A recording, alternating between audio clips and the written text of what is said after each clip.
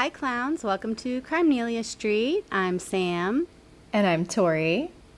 And we are gathered Once again on today.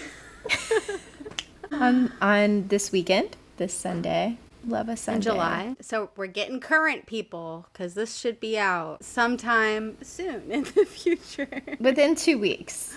Right. So we're getting there. Yeah. And by the time it comes out, we'll be in the holy month of August. Oh my goodness. I forgot that August is a holy month. Oh my goodness. I don't know. I feel ashamed. Maybe we can cut that out. Maybe not. I don't know. Because I did legitimately forget. But yes, it's our holy month. It's coming. Sam today is Your Mom Only Smiles on her TV show. Yes. And I did that because Maddie Healy's... Oh. It sounds so dramatic. But Maddie Healy's mother did an interview with Andy Cohen, and she was very, snarky towards Taylor, saying, "Oh, I'm glad I'm not her mother-in-law." And it's like, I'm sorry, like, why are you saying this right now? That's a very weird thing to say. Right. Like, unsolicited, too. Exactly. And it's like also interesting because Maddie Healy kind of downplayed their whole relationship or whatever while Taylor's talking about like cradles and rings and things like that. So it's just odd that his mom would choose to say, "Oh, I'm glad I'm not her mother-in-law." It's like, oh, so was it in the cards then? Like, so what's the truth here, lady? Like, Ooh, right. You're ratting on Ratty. Really? Mm-hmm. Yeah, exactly. So, and that means you're also assuming all those songs are about him as well. True. Or that you know that those songs are about him as well. So it's just very interesting. Insightful, really. Exactly. And Colors is like one of my favorite songs ever. So just thought it was appropriate. Yeah, that song's so good. And Tori is, I want to watch Wisteria grow, which sounds so delightful. Like you want to lay in a field and just let it take over. Yes. The Lakes is underrated, I feel like. That song, it's so good. It's just so, like, relaxing. Mm-hmm. Also, I've been gardening. So, I was trying to think of gardening, Swiftie lyrics. Yeah, just put a bunch of seeds out today. I was just telling Sam I hope the sun doesn't burn them because our heat index is, what'd you say, 107? Yeah. 107. Yep. It's only 92. My house can't keep up. It's now 80 degrees inside, and it's 7 o'clock at night. Oof. So, love it. Yay, we love it here. Can't wait to be back. But, well, hopefully, I feel like right now is probably the hottest. Probably August, maybe. I don't know. August, yep. Yeah. But you don't come back till September, so you slide by this year. And that's a good thing. You kind of need to get acclimated as it heats up throughout the year. You can't just really jump right into it. It's not right. Yeah, we just skirted right on by that. That will be a shock. But smart, honestly. Yeah. Well, now you avoid the heat. Exactly. It's working out perfectly, so can't complain. Yeah, how has your week been? It's just been so hectic. I'm in this, like, a little bit obsessive. My new hyperfixation is, like, working out and fitness and eating right. Just, it's a healthy hyperfixation to have, but it is certainly time consuming. So yeah, I was talking about, I think it was maybe our last episode about like work-life balance and stuff, and I was like, oh, I'm doing okay, and I was coming off a 3-day weekend and feeling all optimistic. Not the same after this 2-day weekend. So petition to make all weekends 3 days. I think that is the solution. 30-hour work week. Yep. I vote for that. Yeah, because who came up with the 40? Was it Henry Ford? And what did he know about this society? Like, this modern day society. Right. In my experience, you can't let men do anything. Yep. Oh, 40 hours a week. That gives me like an hour or two after I come home from work, and dinner will already be ready. So I don't have to worry about that. I don't have to do any errands because the groceries will just already be there in the house. The laundry will be cleaned. Yeah, just kind of. It's not like I just have lots of time to read my newspaper. Read a newspaper, have a whiskey. Smoke a cigar. So... Must be nice. Must be. How's your week been? Yeah, my week has been good. Just coming up with activities to keep the kids occupied while I am packing away the whole house. That is just my main focus. I did sell my first item on Marketplace successfully this week. Amazing. So I'm pretty happy about that. And it's funny because, well, you're like heads up about the Marketplace people. These people are nuts. They're cutthroat. They are. I need to actually, I was figuring I could just make the post, set the phone down, walk away, come back to it in a few hours, see what happens. Oh my God. No. Gotta be People clocked want in. answers. They want them now. But yeah, I did my first sale, so that was great. Yay! Good job.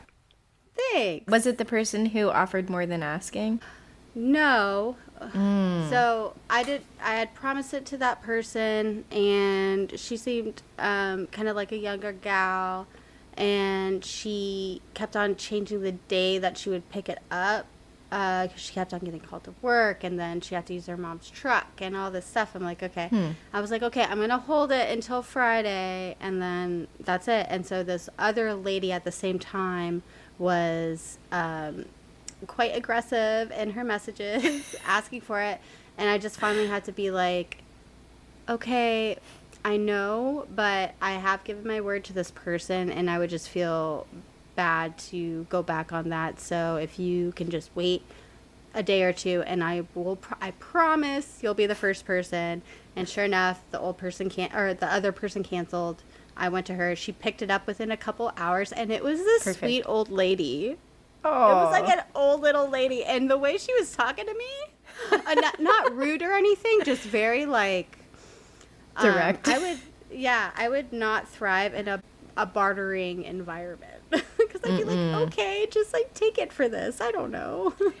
I'm already dreading my next car purchase because of that. You have to like negotiate, and I'm like, I wonder if there's like women only car dealership. There needs to be. I think that should be a thing. Just like how we saw that, what was it, Uber or Lyft was making it so you can request women only, which amazing. Honestly, like I would feel so much safer because that is my only thing. You can ask anyone. I could be obliterated because usually I am drinking when I'm Ubering.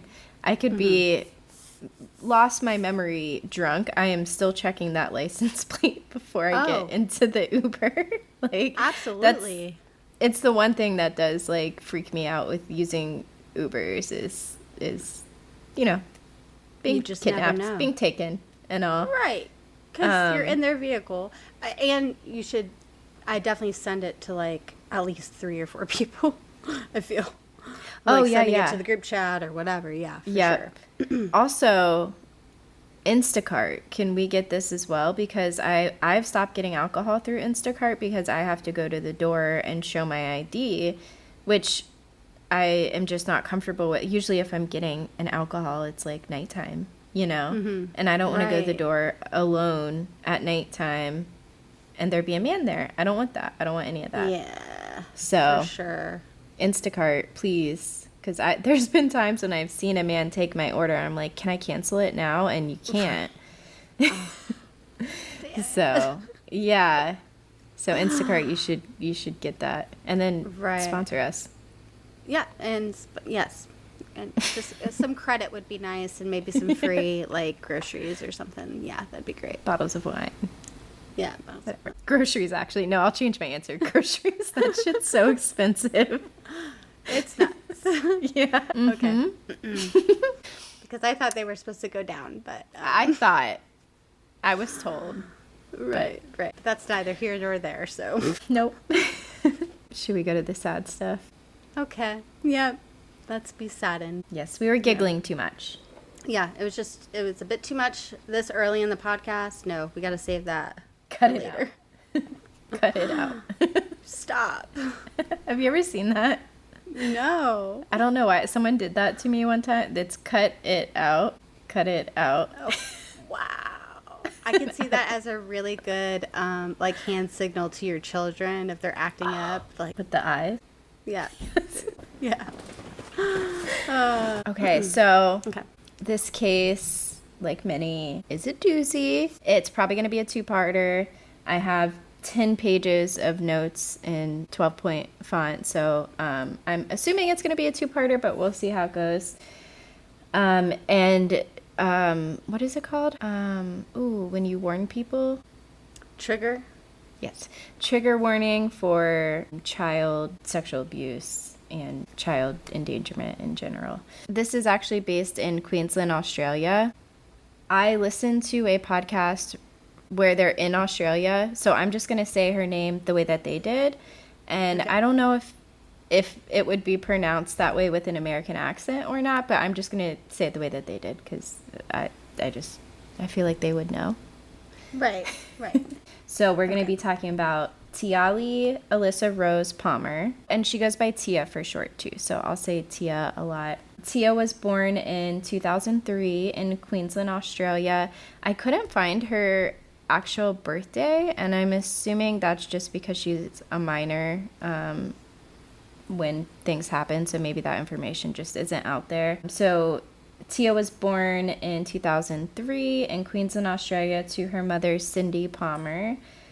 I don't have her father's name, but there was a father as well who was kind of in and out of her life, but not always present.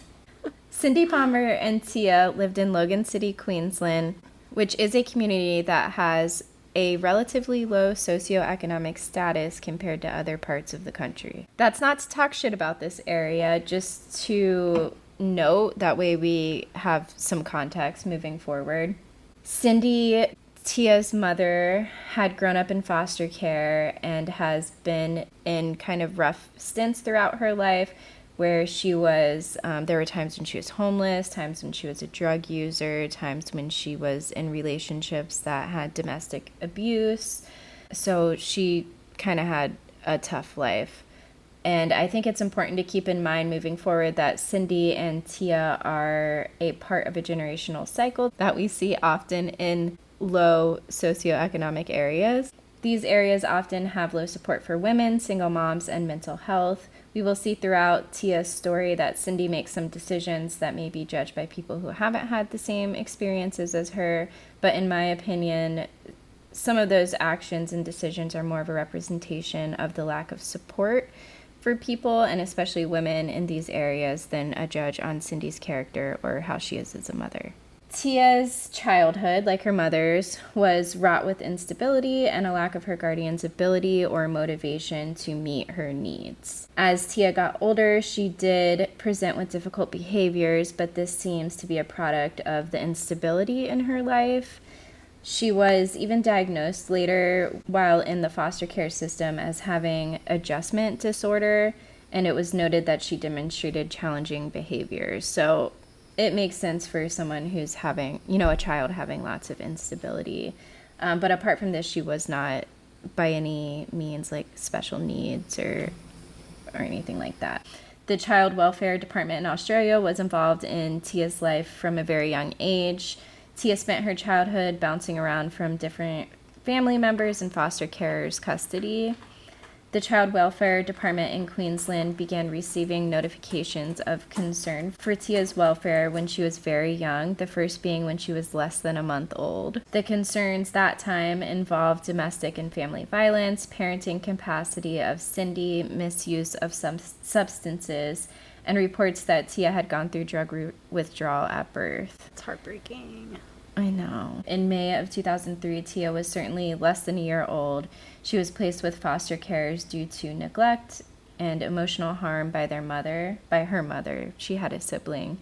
as well, but I mostly kept the sibling out of it because there's not a whole lot of record of that. When Tia was 3 months old, it was reported that her mother had been seen yelling at her and didn't show her any affection.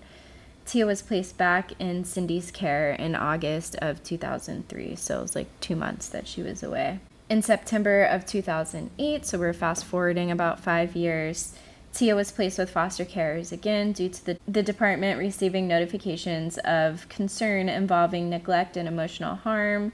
These were found to be substantiated. It was alleged in 2008 that Tia's mother was verbally abusive towards Tia by calling her derogatory names and swearing at her. So in October of 2008, after the verbal abuse incident, Tia went to live with her father. In the same month, the department received 2 reports of concern, and it was found that Tia had suffered emotional harm in the custody of her father. And so she lived with her father for some time, and then even after those concerns came in, there were actually a couple other reports as well, but I think they ended up being unsubstantiated. In January of 2010, the department found out that Tia had been in the custody of her maternal grandma, so the dad at some point had passed Tia off to the maternal grandma, and the maternal grandma had been deemed not suitable as a parent to Cindy when Cindy was young. So the grandmother was reassessed as a guardian to Tia, and the department decided that the grandma was not suitable to be a parent for Tia, and they took custody of Tia. They determined that the grandmother was not able or willing to care for Tia. So I don't know if it's just that she's too old or doesn't want to. That's kind of quite the vague term, but it was determined that Tia could not be in her mother or father's custody at this point. And Cindy at this point voluntarily gave up custody of Tia as well, because Cindy was in a relationship where there was a lot of domestic violence, and she wanted to surrender her rights because she wanted Tia to be in a safe place. She actually ended up leaving that person and ended up homeless because of it, and then ended up back into drug usage through the homelessness as well. So she had a rough few years after that. Tia lived with various foster carers from January 2010 through January 2015, when she was placed with the Thorburns. In 2010, Tia's father disengaged with the department. Although they continued to reach out until 2013, they never received a response from him, and his last contact with Tia was in August of 2010.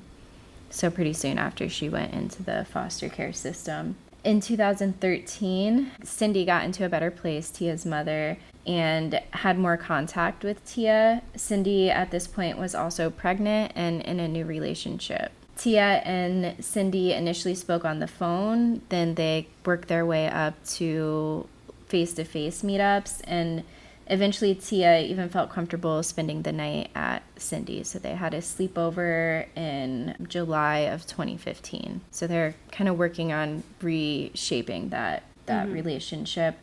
Unfortunately, the relationship was still strained. Tia had feelings of being unwanted and feelings of abandonment, which made it difficult for the two to bond. Tia especially struggled now that her mom, so she was pregnant, now the brother has arrived, and the brother lived at home with her mom, and then her other sibling also lived at home with her mom. So Tia didn't understand why they were home and she wasn't, and she blamed herself for that. Oh, poor thing. Oh my God. I know, that one's like really hard. It makes me tear up. That is crazy. Yeah. Not crazy. It's so sad. It's just crazy sad. Oh. September 21st of 2015, Tia's mother decided that Tia should remain in the care of the department long term and that she would relinquish guardianship of Tia. She stated she didn't want to continue with structured contact with Tia, as Tia could see her whenever she wanted to. So I think what that meant is that she didn't want to continue like going through the department to contact Tia, because Tia can just contact her whenever she wants. She's getting older now, and, you know, if she wants to reach out, she can. From 2010 through 2015, Tia was under what's called a short-term custody order due to the fact that Cindy did not want to relinquish guardianship of Tia at that point. When Cindy did relinquish guardianship of Tia, it allowed the Child Welfare Department to begin actually permanency planning for Tia, and they filed for a long-term custody order, which would grant Tia more stability in her placements with foster carers. Up until this point, at the age of 12 years old, Tia had moved between households 15 times. Wow. That's crazy. It's more than once a year. Yeah. Is there a picture of her? Yep. Actually, it's so funny. We just got to the point where it says, see photos of Tia. Oh, perfect. You can look at all the ones labeled Tia. Aw, yeah. She just, like, I don't know, seeing the pictures made it, like, I guess just more real. She's just a little girl. Yeah. Like, in her little school uniform and getting her face painted, like... Looks just very she's already been girl. Through so much I know. at that point. More than anyone should have to go through. Mm-hmm. Aw. Okay, so now she gets placed in January 2015 with the Thorburns. The Thorburns were a family of 4. There's Rick Thorburn, who's a truck driver, and he had a food truck business that the whole family worked at. There's Julene Thorburn, who began a daycare, so she was a daycarer, I guess. And then their 2 sons, Joshua and Trent Thorburn. Trent was starting an apprenticeship to be a metal fabricator, and Josh helped with the daycare. And you can see a picture of the Thorburns as well. Mm-hmm. So I see a family, a white family, and then 2 teenage, like probably late teenage sons. They look like they're probably middle class. Just like super average looking. Yeah, super average. Questionable hair choices. Yes. Totally agree. This was, I guess, around probably 2015 too. So yeah, you'd think those hair choices would have been in the past at that point. Hey, different. Queensland might be different. Right. We've never been there, so. That's funny. So Joshua and Trent, those are the teenagers. They were both dancers, and Tia also attended the dance classes. She became interested in that as well when she was placed with the family. And I guess she had always been interested in dance too. She was just something she enjoyed. Tia also enjoyed cheerleading, animals, and horse riding. The Thorburns had 2 acres of land and horses and a swimming pool. It just seemed like a really nice place for kids to be. Yeah. Tia was described as a delightful girl and a child people would fall in love with. She was well liked by her peers and had many friends in school. Tia kept a good attitude despite the instability and abuse that she suffered. She was described as not being very streetwise and being just kind of naive a little bit for her age. Tia had no run-ins with the law and had no history of self-harm or drug abuse. She had run away, I shouldn't say drug abuse, drug use at all. She had run away a couple of times, but also always came home before dark and usually told people where she was going. It seemed like when she ran away, it was more of like an attention thing and less about like, I'm actually like leaving this place and running away. Mm-hmm. And she was afraid of the dark too, so it seemed like she would always come back before nighttime because it's scary. Right. There are some conflicting reports about if she had skipped school or not before. I saw some sources that said that she had, but she had always just gone to a friend's house if she did, and then she'd come home right after, you know, like almost pretending like she hadn't skipped school. And then in the coroner's report that was very thorough, that said that she hadn't skipped school. So I don't know what is the truth there, but it seems like if she did skip school, she would come home like right after school. Mm-hmm. So on the day of October 30th, 2015, a worker from one of the child welfare organizations showed up at Tia's school to bring her to a program that they were supposed to go to. When Tia wasn't in school, the social worker spoke to the school staff and then to Tia's foster carers. The school staff said that Tia hadn't been present for any of her classes that day. Her foster carers, Rick and Julene Thorburn, initially weren't that freaked out. Again, I think she had skipped school before, so they weren't too freaked out thinking, oh, she'll come home right after school. Rick did say that he did drop her off at school that morning. So October 29th, the day that she wasn't in school, was a Friday. The social worker who had showed up at the school knew that Tia had run away a time or two, but when she had in the past, she was always at a friend's house. The social worker assumed this was the case again and wasn't worried when Tia wasn't present in school. It wasn't until she came in on Monday morning and knew that Tia was still missing that she, in quotes, felt uneasy. I like how your eyes went, like, big there. That's like, imagine just, like, that feeling that, no. Yeah. Okay. And then, like, also, sure, maybe it's not something to be concerned about, but, like, as someone who's, like, a social worker, should we maybe ring the alarm bells before Monday? Yeah, and you definitely know her case and her history and all of that, so... Yeah. So, meanwhile, over the weekend, Rick and Julian Thorburn were very concerned, as was Tia's mother, Cindy. Both went on Facebook and were making posts of Tia saying that they're concerned, and, like, if you're out with friends, like, please let us know, or if you're one of the friends she's with, like, please let us know.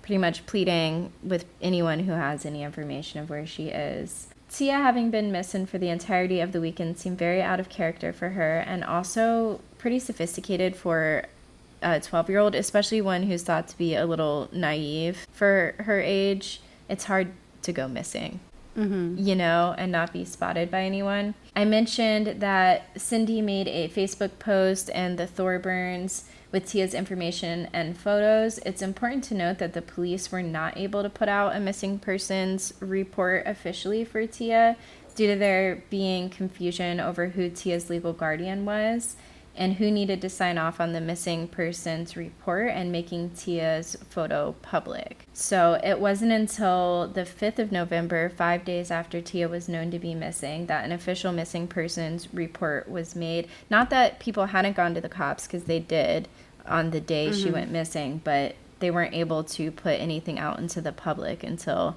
November 5th due to confusion within the department of knowing who her legal guardian is to sign off on her photo being shared. Okay. It's a little frustrating. It is. It's like, is it really that big of a deal? I don't know. Right. There's a child missing. Like, who cares? Right. I'm sure her picture, like... Let the receptionist sign it. Right. Like, get it out there. And maybe things are different, like, legally in Australia, but, like, I don't know, do we have something like that here? I don't think it would be of course the police would talk to the guardians and everything, but it wouldn't just be like, oh, we have to get the parent's signature.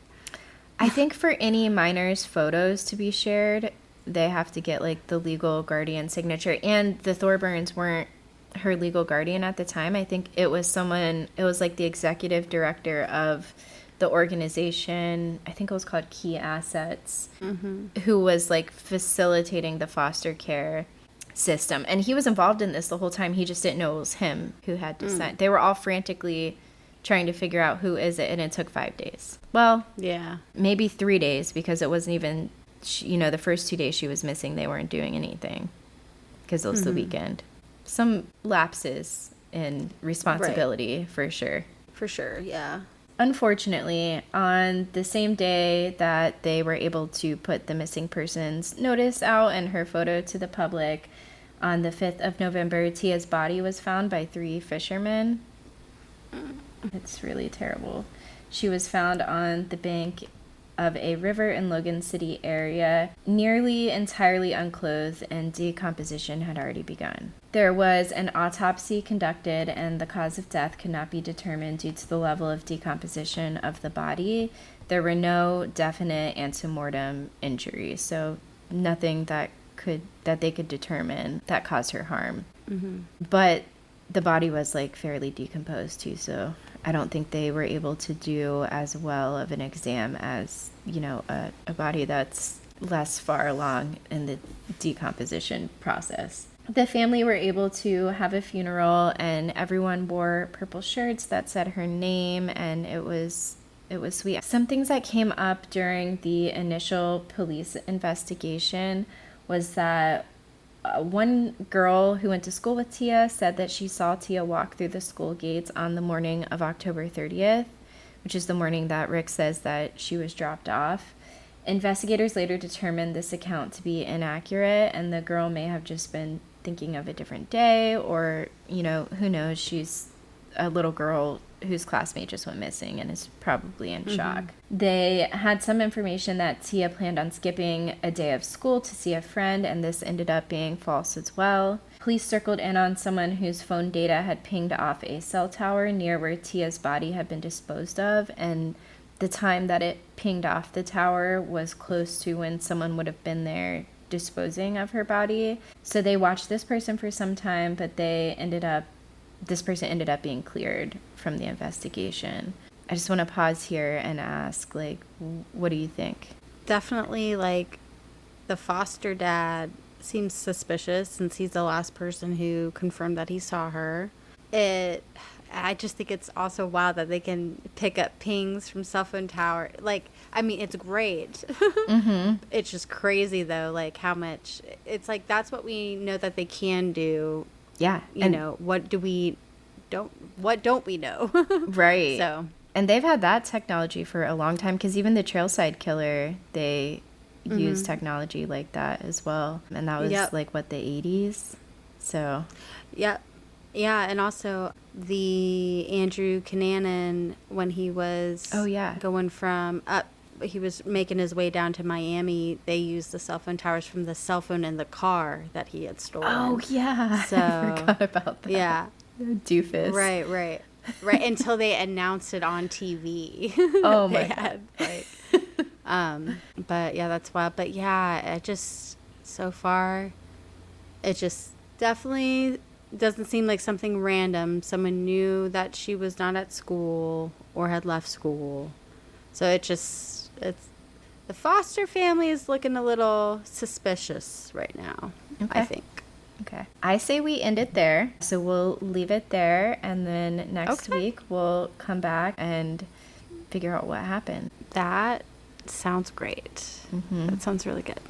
And we'll shift into happier stuff, because all right, that is not happy.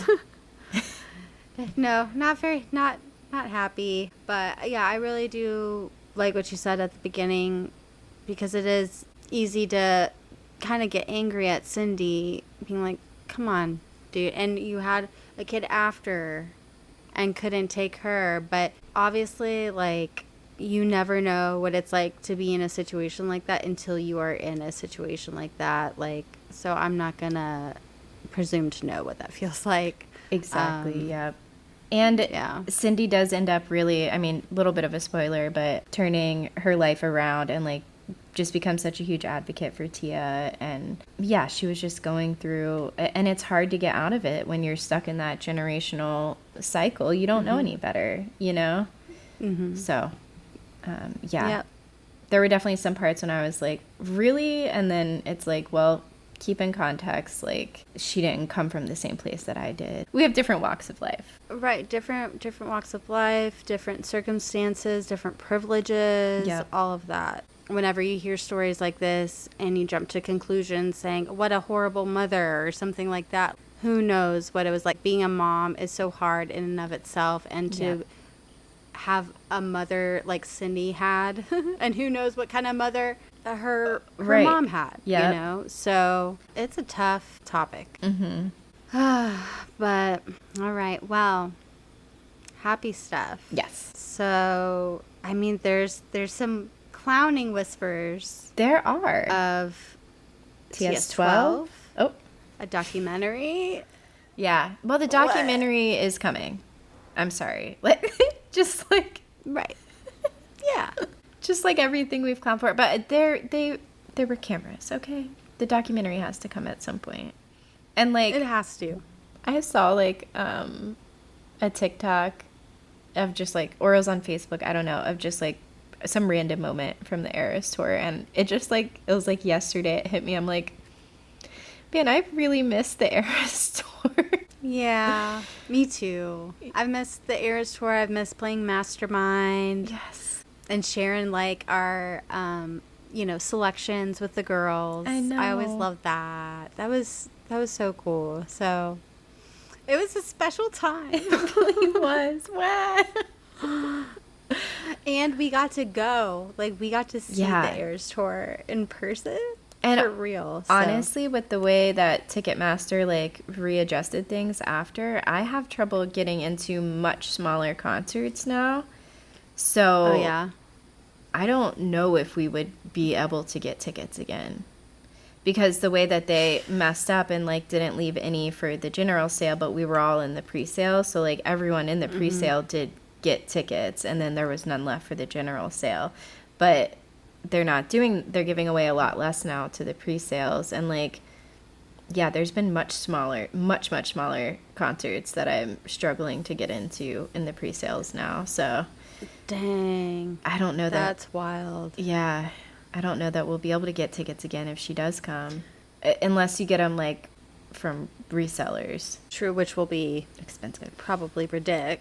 I feel like what we'll have to do is, all of us try to get tickets at the same time because we're going to want to go together. Of course. Okay, so this is getting so into it, but, like, what if we each dressed up as an era? Of course, because it's going to be the eras with just a new era, right? With just another one. When she tours again? Eras plus one. Like, we can't go back to not an Eras tour. Right. She has to sing songs from every single era every single time. It has to be 4 hours long and 2 years long. Right. Gosh, that is so funny. I would love a girls' trip to one of the European shows. They're cheaper. That would be amazing. Okay, so we're really saving money. 100%, yeah. And getting a life experience all in one. It's practically free. Right. Basically free. Yeah. Yeah. For the enrichment. For all of that. That would be amazing. Girls trip. The boys can come too, I guess, but. I think, would we go to a UK one or would we do like. Dude, after the last tourist London stop, I think that's the only answer. Okay. Like, Florence came out, Jack Antonoff. It's pretty much asking for a great show. I mean, they're all great shows, but we could go, I think the Black Dog, is that? Oh, it's in London, so we'd have to do that. I saw a theory that there's also a bar called the Black Dog, and it was somewhere in the Middle East, I want to say. I could have that wrong, where like Joe Alwyn was like filming a movie or something at the time. Ooh. And there was a bar called the Black Dog there too. Anyways, that just made me think of it when you said the Black Dog. I saw that like weeks ago. I didn't look into it at all. But yeah. No, that's very interesting. Because we'll see. Whoever it was saying that they think that song's more about Joe than Ratty. I think there's bits of both of them in there, but I think it leans more Ratty. Same, because he gives more of a starting line vibe than Joe did. That's the one point that I'm stuck on. Yeah. Right. But Joe having his location on makes more sense, obviously, for Joe than Maddie. Yep. But, I don't know. Talking Cradles, maybe you've shared locations. Right. True. Very valid. Oh, one other thing that I think his mom said was something like how it sucks that no one can talk about it, but Taylor can write a whole album about it. Who said no one can talk about it? Well, maybe it's like an NDA situation. Oh, okay. You know? Well, Taylor didn't have to sign about it. Exactly. It's her experience. Right. So, Ratty should have had her sign one. He didn't think of it. Right? Our friend Justin sent to us today that Travis is going to be in Happy Gilmore. Yeah. So that's pretty cool. Yeah. And I think Taylor, she posted something related to Happy Gilmore, so that was like a little Easter egg for that. So yeah, that's so funny too, because I was like, does she have a song in it, or like, because usually there's some kind of collab, or it's like one of her best friends like work that she's sharing. So that makes sense now. Yeah. Yep. Which also is interesting, actually, now that you mentioned that, because this is totally switching, gears, things here. Okay. But, yeah, gears. She advertised Deadpool, but she never said anything about It Ends With Us, even though her song was on there, right? Like, well, we never heard anything about that from her. Yeah, that's a good point. I think by the time they were marketing for it, it was becoming a bad, like, publicity thing. So maybe that's why she was like, I'm not, well, Tree was like, you're not touching that. Right. Is my theory. But yeah, who knows? So we may get a TS12 in the fall. Mm-hmm. There's, whispers of November 24th. Oh, for what? As being a day. And you're going to laugh, but it's because Travis on his lock screen in the pictures. Oh, I've seen that. Okay. But then she's also added 11/24 together. And it does. Oh, you shared that. That's where I saw that. That's right. Mm-hmm. Yeah, that was me. Whoops. But she's like added those numbers together before to, I think it was to announce the Long Pond studio. Yeah, on Disney Plus. Mm-hmm. That one. So we're not crazy. She's done it. Right. And so it would be an announcement then in September. Look at me like... it would have to be, right? It would have to be. I love how we just fall so easily back into it. I will say, when I started hearing whisperings of the clownings happening again, I'm like, I can't. I am still bitter. I can only dip my toe in. Yeah. I am doing it from afar. Mm-hmm. I'm being removed. I'm not getting emotionally invested because I'm getting better, not bitter. Oh, about I like that. Rap TV. Mm-hmm. Just going to get better because I'm still a little upset. Also, when do we get those vault tracks? It depends what you believe, too. I think it may still, maybe still be out there for us. Definitely the vault tracks. I'm thinking definitely the vault tracks, and I'm on that same vein because in her letter she said very cheekily, if that's something that you would want. Mm-hmm. And she knows. Girl. Because I'm sure, every single era's tour date after 1989 was probably people screaming Rep TV. So that probably doesn't feel great, especially if you haven't if you truly haven't done any of it yet. So yeah, it might just be like there's that thing called demand avoidance, where it's like a psychological thing. Like if you're about to do something and then someone says, "Hey, you need to go do that," the thing that you're just about. It can be frustrating. Like, I get frustrated when that happens. You just described me to a T. I'm like, you don't need to tell me to do that because I am already doing it, but now I don't want to do it anymore. Now I'm not going to do it. Yeah, because you have told me to. You should have trusted that I was you should have read my mind and known that I was about to do that thing. And now I won't. You can do it. So, there.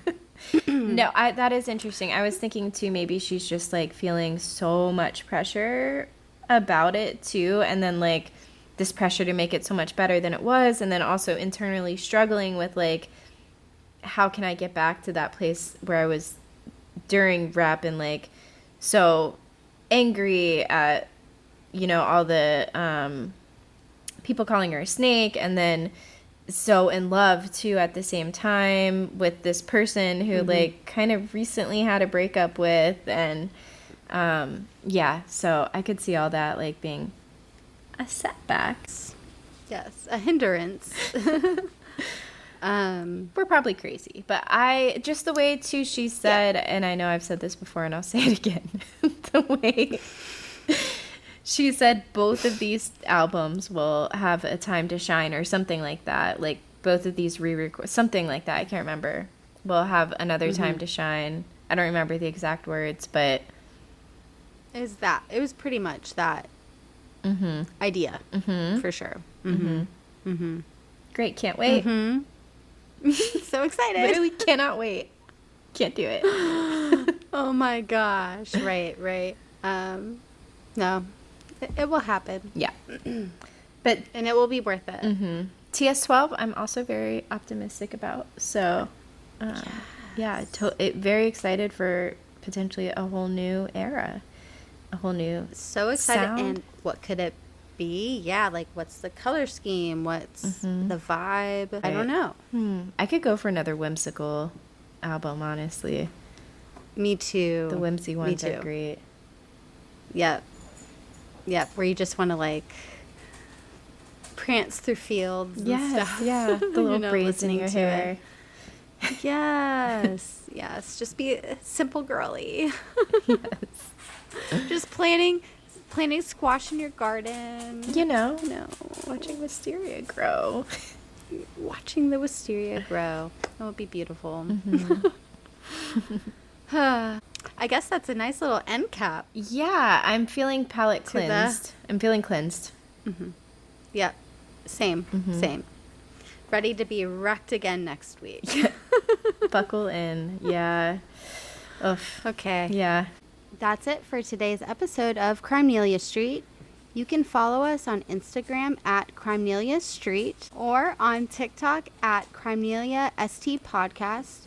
And please feel free to send us an email at crimeneliast@gmail.com. We are also on YouTube at Crimenelia Street Podcast. Yes, we've actually added all of our videos. By the time this comes out, they should all be up on YouTube, so you can find the podcast there to listen to, or you can watch every episode. Except just don't watch the first couple episodes, because I watched some of those today, and the color choices of my outfits were cringy, so you could skip past those. But yeah, you can see all our episodes on YouTube now. And if you're going to email us, make sure it is positive feedback. And that's it. Bye, clowns. Bye, clowns.